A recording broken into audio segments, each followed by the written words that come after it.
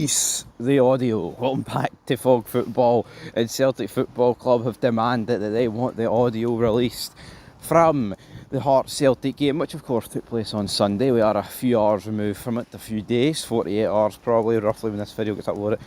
So let's talk about it. Should Celtic be able to get the audio tapes released? Absolutely, right? Because I'd be absolutely delusional and a hypocrite to suggest otherwise, because if you remember, folks, at the start of January, just after that Old Firm, pretty much every Rangers fan wanted the audio, the VAR audio, to be released. And I said at the time, there is literally no harm in it if a club asks for the audio to be released and they want to hear how the officials came to that decision. Now, obviously, when it happened for Rangers, it kind of showed that the SFA are an absolute mess, and that the fact is, they never even realised there was an offside until like 30 minutes later, which just proved that the whole decision making there was a disaster. Even though it looked like Sima was pretty much offside, but that's not what they gave it for, and we're not going to go down that road. I could, if you want to, if you were living under a rock, or you were comatose in New Year's, right, then maybe you missed that. Maybe you missed that over on the channel. But here, if you want to go back and check it out. Go to the start of January, 2 months ago. You'll find some videos on the matter. So, sum that up though. I said any club in the top flight, because obviously the rest don't have far. I mean, I guess in like a semi-final or a final at Hampden, they do have far. So if it ever gets to a stage like that, but you see where I'm coming from here, right? So my point is, any club should be able to request the audio, and if Celtic do genuinely feel like they've been hard done by, then I think by all means go ahead. And if Hearts feel like they were hard done by with the first penalty of the game, which Adam Adea missed, haha, then they should go for it. If Rangers feel like they were hard done by, with Casey no getting sent off, then go for it. Which, I'm probably going to make a video on that for my own channel, but to give you a 15-second answer on that, I don't think it's a red. I think it's a yellow, if that.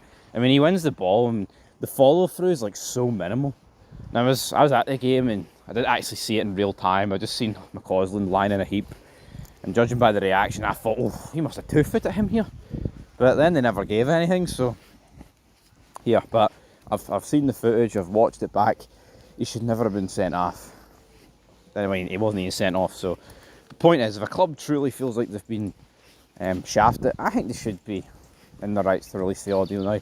I don't think you're really going to get many Rangers fans slabbering to Celtic fans.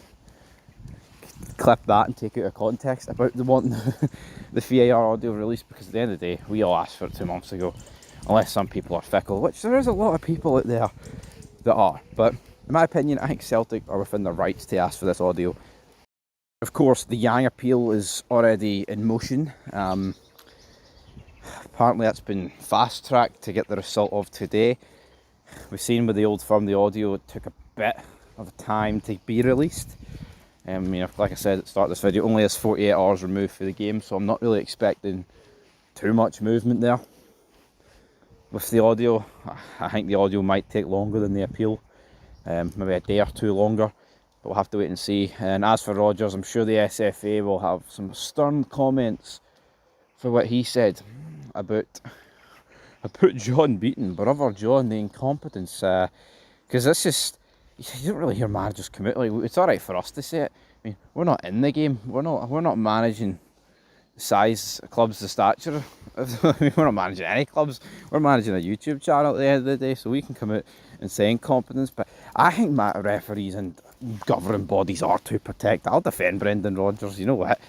It's like, you've seen it throughout the years where if managers come out and say anything like remotely negative in press conferences or post-match interviews, they're like lambasted and they get these like touchline bans. It's embarrassing. It's like, it's not even like they're saying anything bad. It's not like it's like threatening towards the referee or their families, which obviously would be out of order. I mean, it's simply just calling them out and saying they're not doing a good job. Like, we've seen it with Arteta. Like a couple months ago when he was asked, he's like, oh, they did a great job. And you see like Pep asking or answering, sorry, like sarcastically, which is absolutely right, because why would you dig yourself in a hole? But Brendan Rodgers kind of just wore his heart on his sleeve and said how it is. So we'll have to wait and see, guys, in that regard. As we are today on this video, troops, we're going to leave it. We'll be back with the news if it is today that the appeal gets rejected or accepted, or whatever the hell the right terminology is, I'm not too sure, upheld. Fog Football will be the channel for that. Leila Bada, if you haven't seen that video this morning, looks like he's at the door.